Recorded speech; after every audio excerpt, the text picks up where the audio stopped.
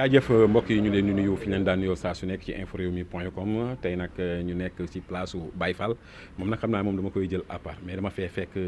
suñu ñaari grand frère muy Ndiambé Sène ak Jules Dramé mënuñoo wax ci monde théâtre fii ci Sénégal te duñ leen tudd ndax tey yàgg nañoo bégal Sénégalais yi ba théâtre nag doon théâtre Jules maa ngi lay ziar. maa ngi lay nuyu Ndiaga de ziar bu baax a baax. Ndiambé maa ngi lay ziar bu baax. maa ngi delloo ziar bu baax ba Ndiaga di la balu àq di balu internet yëpp àq si weeru sell bi ñu nekk shahru Ramadan nga xam ne mu ngi nii di jeex ñu ciy ñaanal yàlla ñëpp lépp lu ci waay jaamu yal na ko yàlla nangu te def jàmm ci réew mi. amiin amiin mu doon diwo boo xam ne yàgg nañ koo gis tey ñu seq ak man diwo bi sama xel dafa njëkk a xalaat seen diwo bi ngeen def ni maanaam. affaire footballu koñ la wala lan la ba ngeen ànd ni macha allah parce que tamit Thiès laa dëkk te gis naa ni à part théâtre bi ay xarit ngeen. waaw mais Ndiaga loolu dafa yàgg parce que Ndiambé yàlla dafa def théâtre bi moo tax ñu xamante mais bi ñu xamanteeg léegi Ndiambé war na ma ëpp 25 ans waaw 30 ans yàgg na trop ba yàlla def sax mbokk ak yooyu sax dox ci diggante ñaari famille yi. donc loolu la daal théâtre moo ñu boole mais muy law bañ doon ay xarit daal du ñu toog bis bu ñu gisantewul kenn ku ci nekk lu mu dugg sa morom dina ko yëg looy waaj tamit sa morom dina ko yëg moom mii yàlla def nañ tudd na ma doom yoo xam ni macha allah léegi mag la donc gis nga loolu la yàlla def donc loolu indi ànd bi daal. kon li may wax ne à part théâtre am na kóllëre boo xam ni téye na leen Ndiambé mu doon tamit Jules doon kenn si yow parce que koo tuddee doom am na fu mu toll ci yow jànkeen boole leen ban pièce ngeen njëkk a def jànkeen yéen ñaar. jànkeen. wala du jànkeen moo leen boole. déedéet jànkeen boole wu ñu troupe bi ñu boole kalom la. ok kalom bu fël ndem ci yàlla si saa Daaru Mbay foofu la ñu xamante ma yàlla mooy boole ay nit ñu gisante it kenn ku ne si jikko moroom neex moroom ba yàlla def tey circuit fermé la ñu doon gis nga fi nga ñu fekk fii ci Baye Fall ñun ñëpp ay xarit la ñu yàlla boole nañu ñun ñëpp ñu bokk jikko bokk lu ñuy bëgg bokk lu ñuy bañ yàlla boole ñu ñun ñëpp ñu nekk kenn ku ne séq ak sa moroom kóllëre boo xam ne ni da nga naan kóllëre bi ma séq kii séquma ko kenn yàlla moo ñu boole te théâtre bee tax mais théâtre boobu tax nag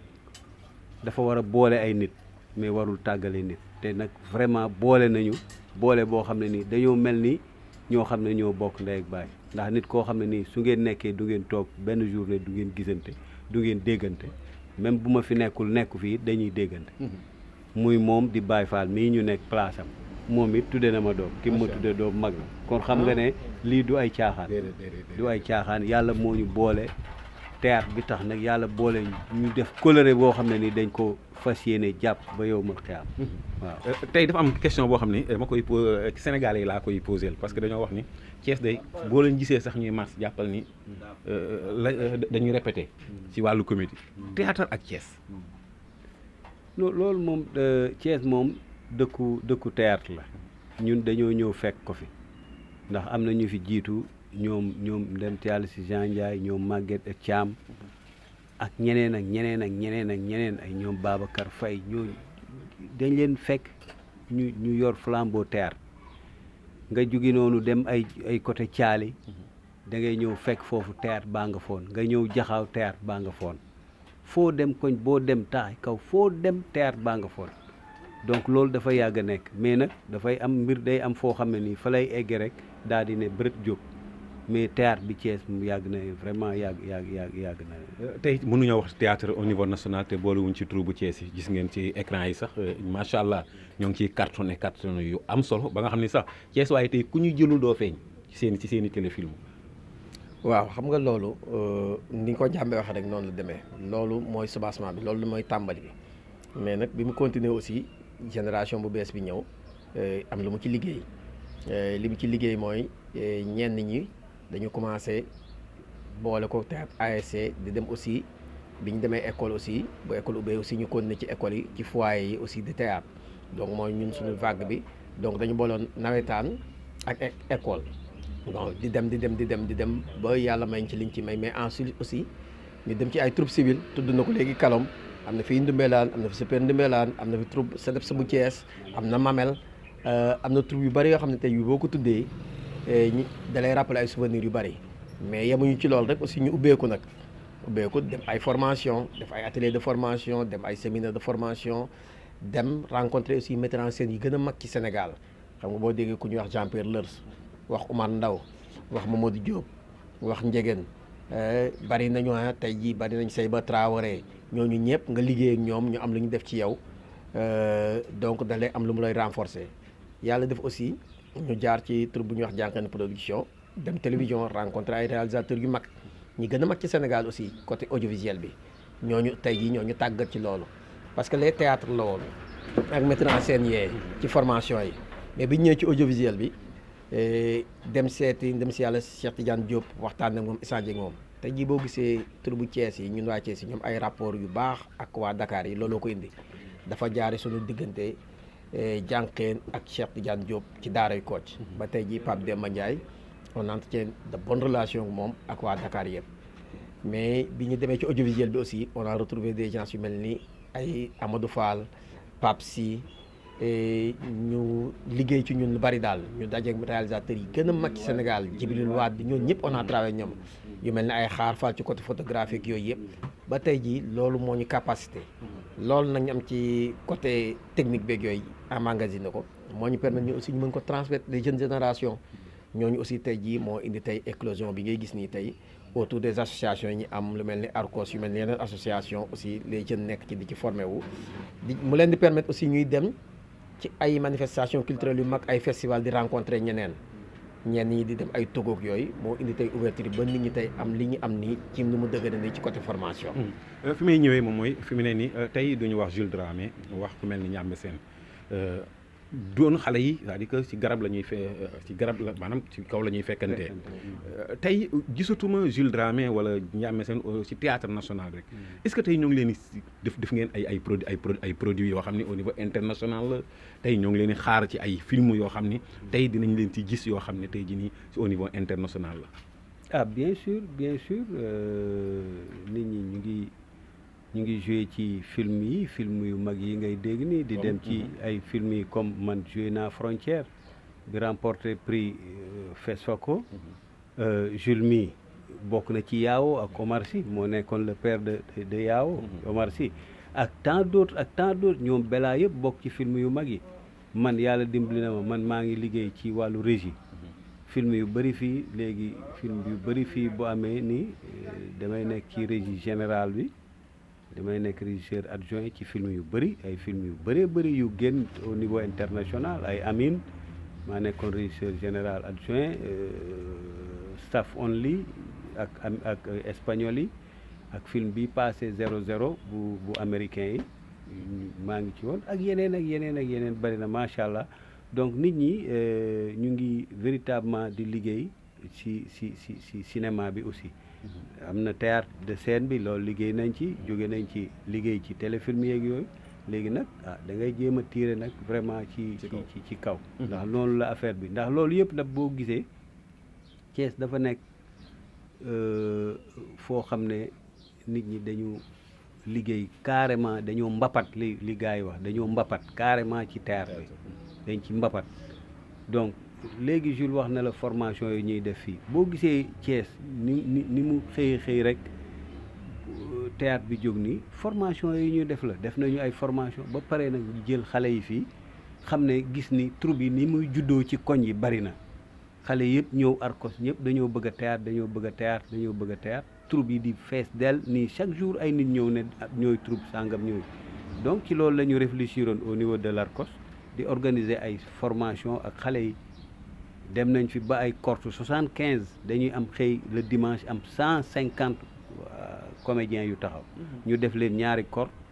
Ablaye Jaxate jël yeneen yi mook Alsaan man ak keneen ñu jël yeneen beneen groupe bi donc noonu lañ def former booy ba da ngay gis booy nii ñu génne ay booy Kombe ay booy Mañox booy Meles booy yëpp génn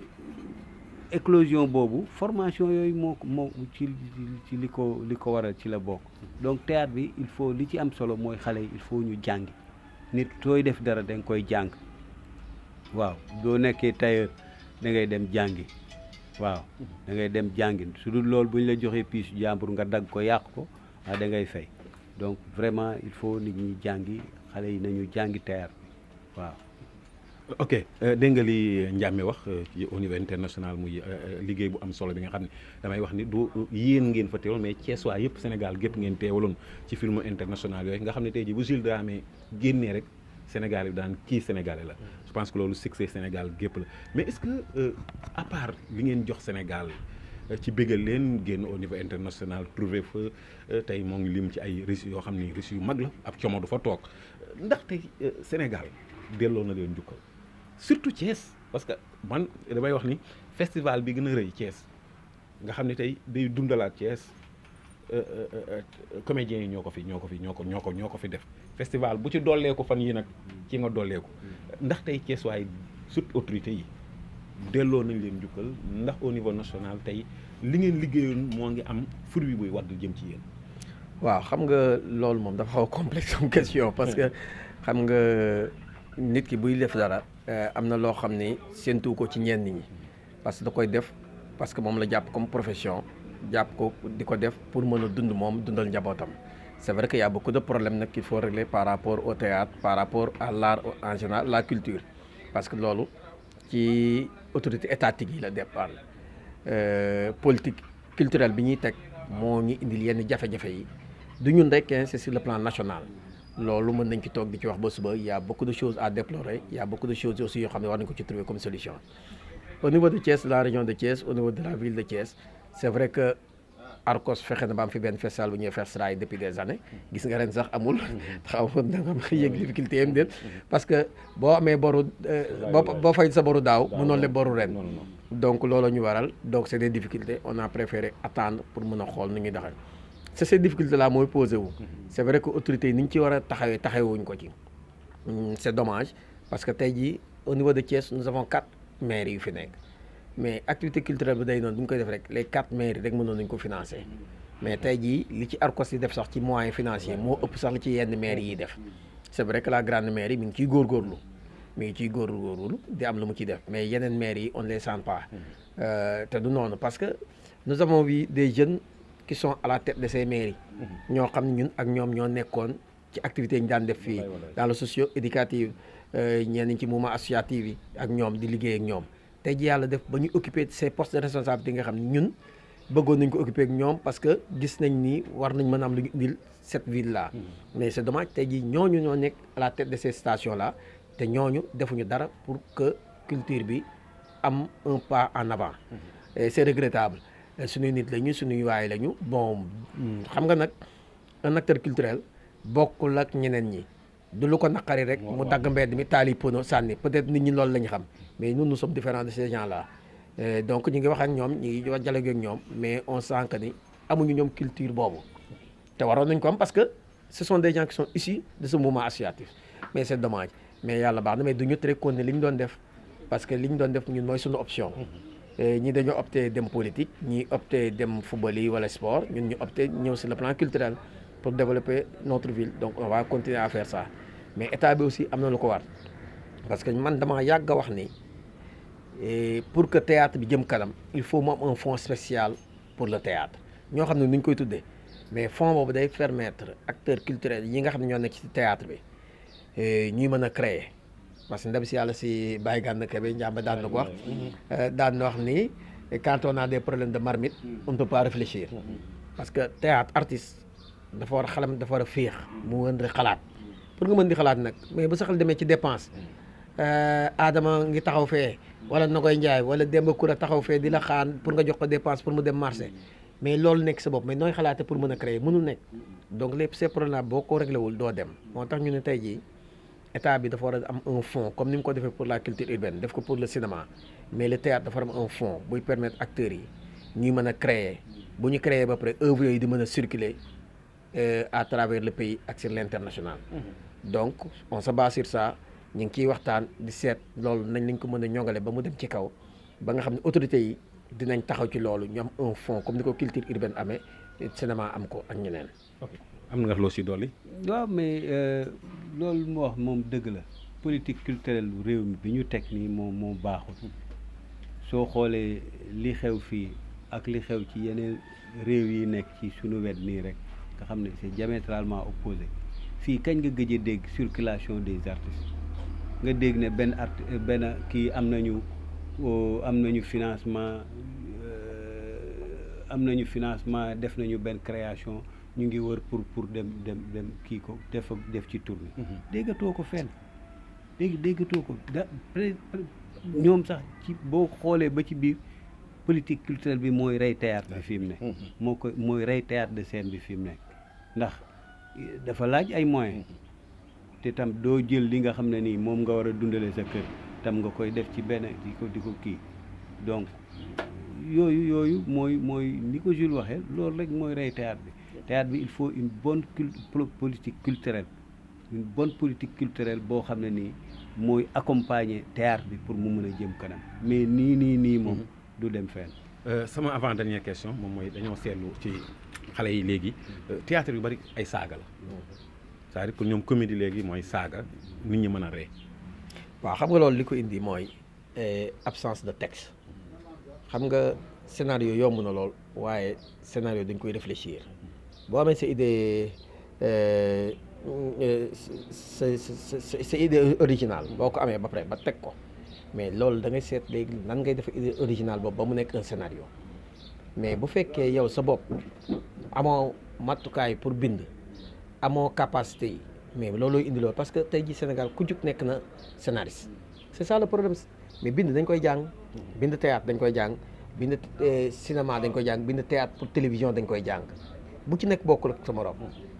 ñun yàlla def na on a eu la chance de participer ci ay atelier ak ndeysaan fa Oumar Ndaw au niveau de Douta Seck pendant 3 ans chaque année ñu ñëw mais di ci liggéey mais tey jii ñiy bind ñoo indi problème ensuite beneen bi dafay poser problème direction d'acteur da nga ñëw dans un plateau benn nit rek mooy ki gën a sawar rek mooy yor direction d'acteur benn nit bi gën a sawar mooy réalisateur bi ki gën a sawar mooy metteur en scène bi mais loo xamul mënoo ko c'est ça ces problèmes dama ci plateau tey jii je n'ai rien contre sketch yi ngay gis yi yëpp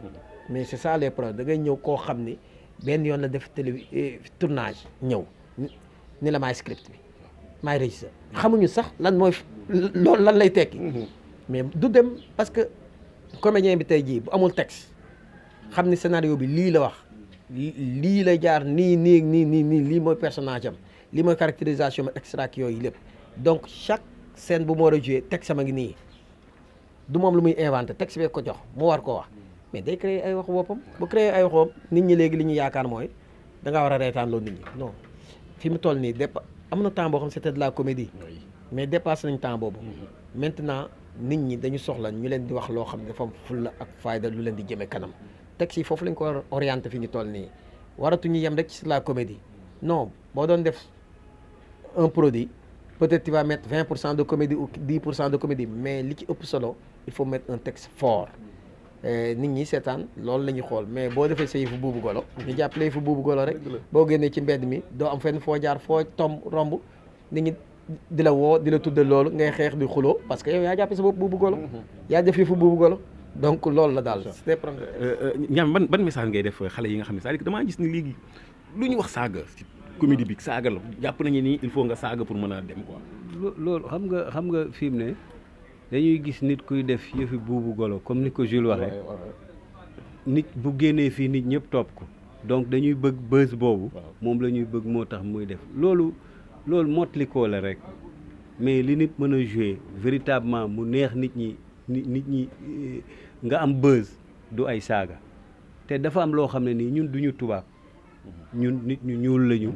am dafa am suñu culture am ay vertu yoo xam ne nii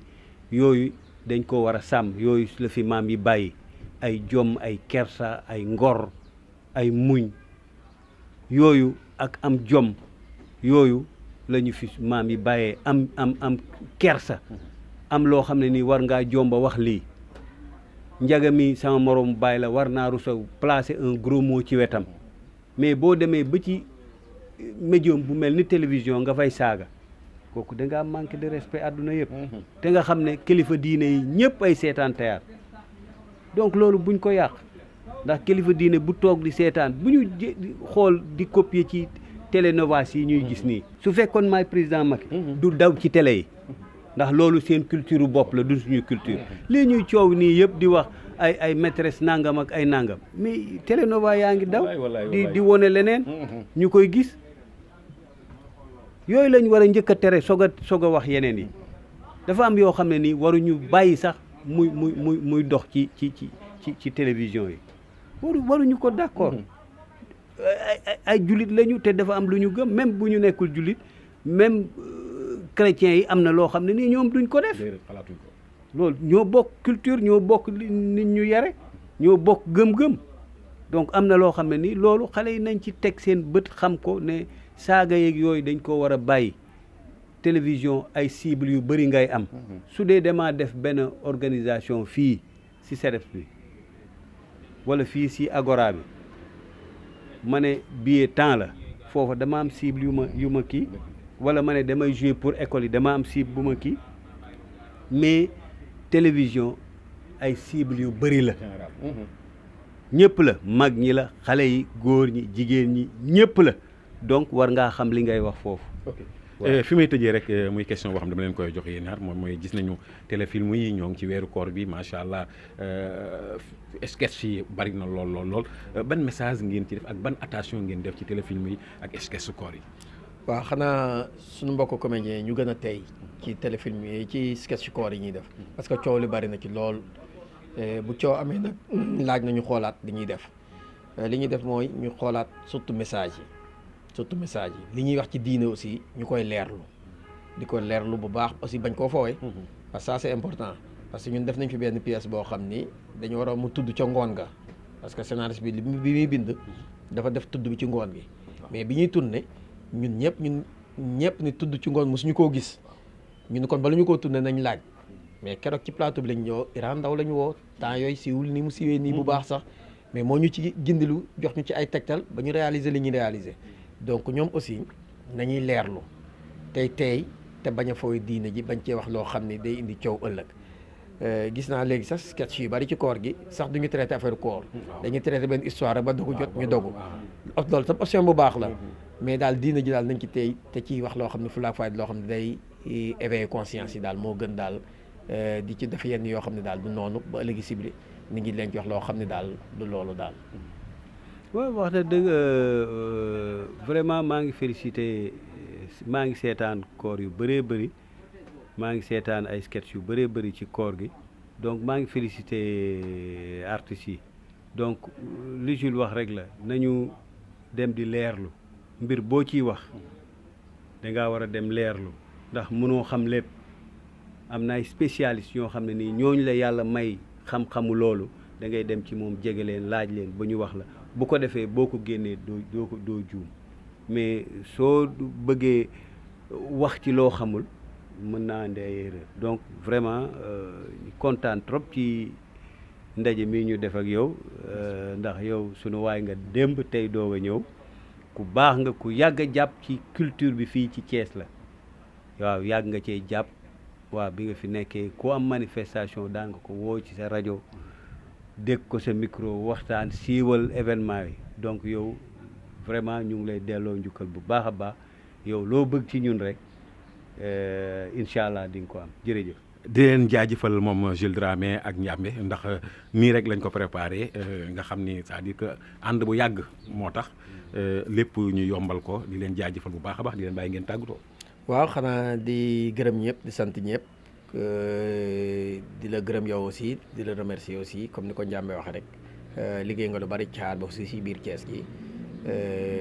di ko rafetlu di rafetlu taxawaayu Babacar ak ñëpp di masawu coono sunu mbokk artistes yëpp ak mbokk Sénégal yëpp ci weer wi di leen ñaanal li ñu woor ren yàlla nangul leen ko ba fëlal leen ko ci ay xéwal yu bëree bari jërëjëf. waaw xanaa ñaanal leen rek seen info réew mi yàlla def ba mu doon télévision bu mag nit ñëpp di ko seetaan ndax yéen a ngi def lu am solo lu am solo ci culture bi donc vraiment ñu ngi leen di ñaanal bu baax a baax di ñaanal tam korite gi ñu fekke ko ci jàmm toogaat fi ba kooru déwén ñu fekkee ko yàlla may ñooy at yu bëri yàlla def jàmm ci réew mi ndax réew mi jàmm fi war a am ndax fu réew moo xam ne ni maam Serigne Touba dafa ne Alaaji Malick ne fa ak ñu tedd ñi fi ne yëpp bëgguma lim ñëpp di juum kon foofu jàmm fi war a am kon yàlla na jàmm am ci réew mi jërë ngeen jëf. jàmm ak jàmm yàlla na Sénégal am jàmm di leen jaajëfalaat bu baax a baax nii rek lañ koy defee saa su nekk.